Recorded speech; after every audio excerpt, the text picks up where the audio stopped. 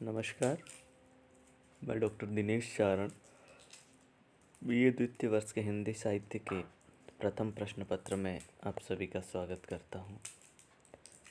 हम रीतिकाव्य सुमन पुस्तक पढ़ रहे हैं और आज हम पढ़ेंगे रीतिकाल के कवि बिहारी की कविता।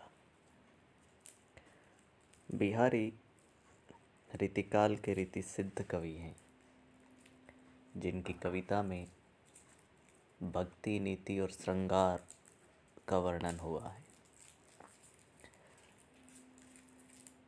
मुक्तक में बिहारी ने अपनी रचना की है। उनकी एकमात्र रचना बिहारी सतसई मिलती है। बिहारी सतसई में जो दोहे बिहारी ने लिखे हैं वो गागर में सागर भरने का काम करते हैं। एक छोटे से दोहे में बहुत बड़ी बात बहुत ही सहजता के साथ बिहारी कह देते हैं, और यही बिहारी की कला है जो बिहारी को सबसे अलग करती है।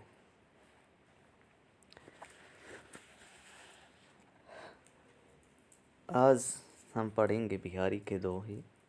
पहले मैं एक एक दोहा पढ़ूंगा, उसके बाद उस दोहे का अर्थ समझाता हुआ चलूँगा। हमारे पाठ्यक्रम में जो दोहे शामिल किए उनमें पहला दोहा इस प्रकार से है कि मेरी भव बाधा हरो राधा नागरी सोई, झां तन की झाई परे श्याम हरित दुति होई। बिहारी सतसई से ये दोहा लिया गया है और भक्ति प्रधान ये दोहा है। बिहारी राधा कृष्ण के परम भक्त थे। उनके हृदय में सिर पर मोर मुकुट धारण करने वाले और राधा की परछाई पड़ने से हरित रंग में बदले हुए श्याम की आकर्षक शोभा भक्ति का आलंबन जगाती है। कवि अपनी इसी राधा कृष्ण प्रेम की गहराई का मंगलाचरण गान करता है। बिहारी सतसई के मंगलाचरण में कवि प्रार्थना कर रहा है कि मेरी भव बाधा हरो राधा नागरी सोई, झां तन की झाई परे श्याम हरित दुति होई। कवि कह रहा हे राधा, हे राधिका जी, हे राधा के स्वामी श्री कृष्ण, मेरी सांसारिक बाधाओं का हरण कीजिए। कवि राधा के समक्ष प्रार्थना कर रहा है कि हे गौर वर्ण की कांति से युक्त राधा जी, आपके गौर वर्ण की परछाई पड़ने मात्र से श्याम रंग के श्री कृष्ण हरित रंग मतलब प्रेम के रंग की कांति से युक्त हो जाते हैं तथा श्री कृष्ण का हृदय एवं वदन प्रसन्न हो जाता है। अतः मेरी सांसारिक बाधाओं, बुराई तथा अवगुणों का हरण कीजिए और मुझे अपनी कृपा दृष्टि से उपकृत कीजिए। अर्थात कवि का विश्वास है कि श्री कृष्ण का रंग तक बदल देने वाली राधिका मेरे ऊपर कृपा अवश्य करेगी और स्वयं तथा श्री कृष्ण की कृपा से मेरी भव बाधाएं हरेगी।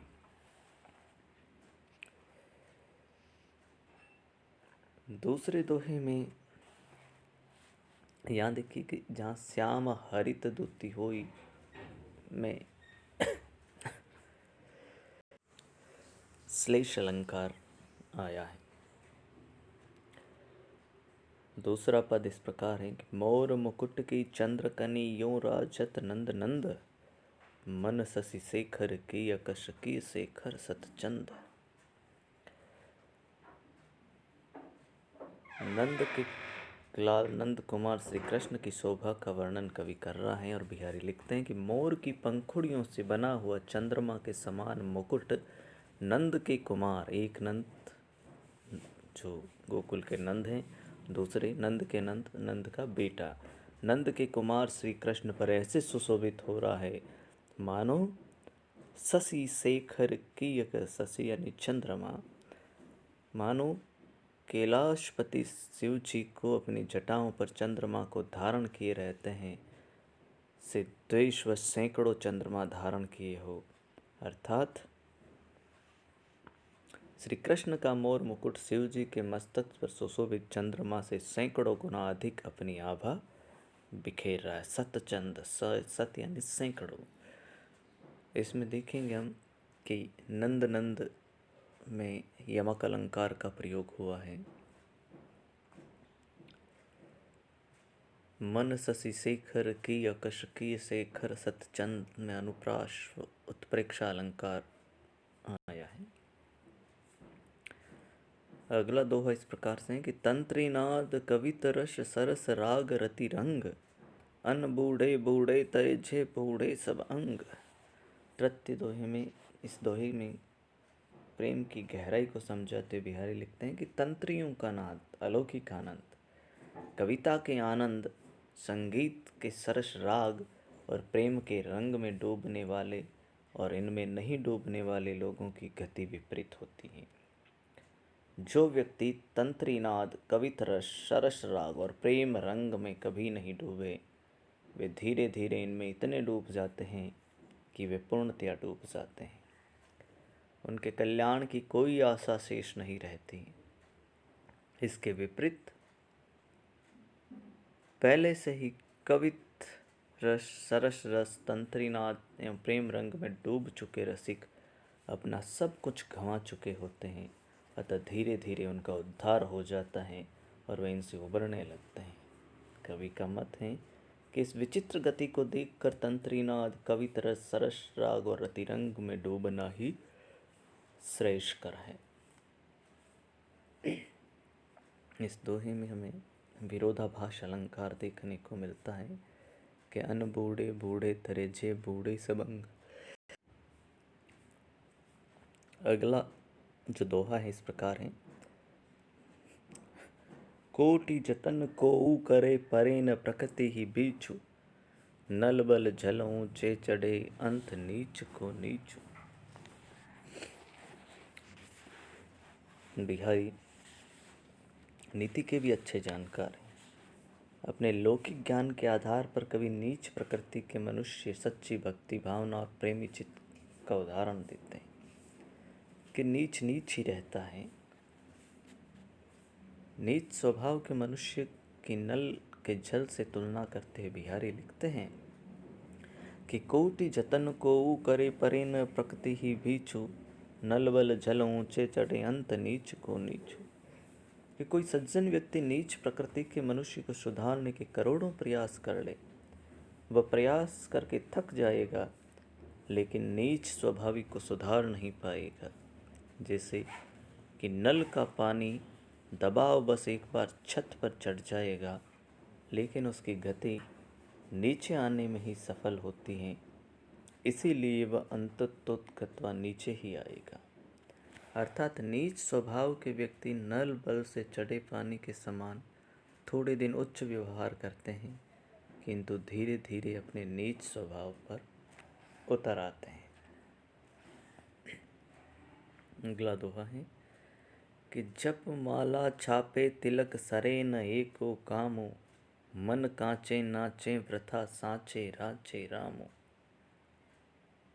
भक्ति के बाह्य आडंबरों का विरोध करते हुए कवि बिहारी लिखते हैं कि जप माला छापे तिलक सरे न एको कामो, कि माला जपने और मस्तक पर छापा तिलक लगाने से हमारे जीवन में एक भी कार्य पूर्ण नहीं होता है, क्योंकि ये तो भक्ति के बाह्य आडंबर मात्र हैं। जिसका मन सांसारिक विषय वासनाओं, लोभ, मोह, माया, काम, क्रोध, ईर्ष्या, द्वेषादि में नाचता रहता है, निमग्न है, वे व्यक्ति माला जपे या छापा तिलक लगाए, उनका एक भी काम कभी पूर्ण नहीं होगा और न होता है। इसके विपरीत जिसका मन सांसारिक विषयों के वृथा मायाजाल से मुक्त रहकर सच्ची श्रद्धा भावना से राम से स्नेह करता है, राम नाम जपा करता है, उसका निर्वाण अवश्यंभावी है। अर्थात सांसारिक विषय वासनाएं तथा भक्ति के आडंबर व्यर्थ हैं। एकमात्र सत्य राम नाम है जिसे स्मरण करना चाहिए। अगला जो दोहा है वो इस प्रकार से है कि या अनुरागी चित्त की गति समुझे नहीं कोई, ज्यों ज्यों बूढ़े श्याम रंग त्यों त्यों उज्ज्वल होई। बिहारी ने सच्चे प्रेमी चित्त की गति का वर्णन किया है कि इस प्रेमी चित्त की गति को कोई नहीं समझ सकता, क्योंकि विचित्र गति प्रेमी चित्त की ये है कि जैसे जैसे ये श्री कृष्ण के प्रेम सागर श्याम रंग में डूबता जाता है, वैसे वैसे उज्ज्वल होता जाता है। इसके विपरीत सांसारिक वस्तुएं समुद्र में डूबने पर बाहर नहीं आती, किंतु कृष्ण के प्रेम सागर में डूबा मन निर्वाण को प्राप्त होता है, मोक्ष को प्राप्त होता है। अतः प्रेमी चित्त की ये गति विचित्र है, विरोधाभासी है। इसमें देखते हैं, इस दोहे में विरोधाभास अलंकार का प्रयोग हुआ है। इन दोहों में हमने देखा कि ये सभी दोहे छंद में लिखे गए हैं और साहित्यिक ब्रज भाषा का इनमें प्रयोग हुआ है। ये जो दोहे आज की कक्षा में हमने पढ़े, इनमें से अगर कुछ समझ में नहीं आया है तो आप पुनः मुझसे पूछ सकते हैं। धन्यवाद।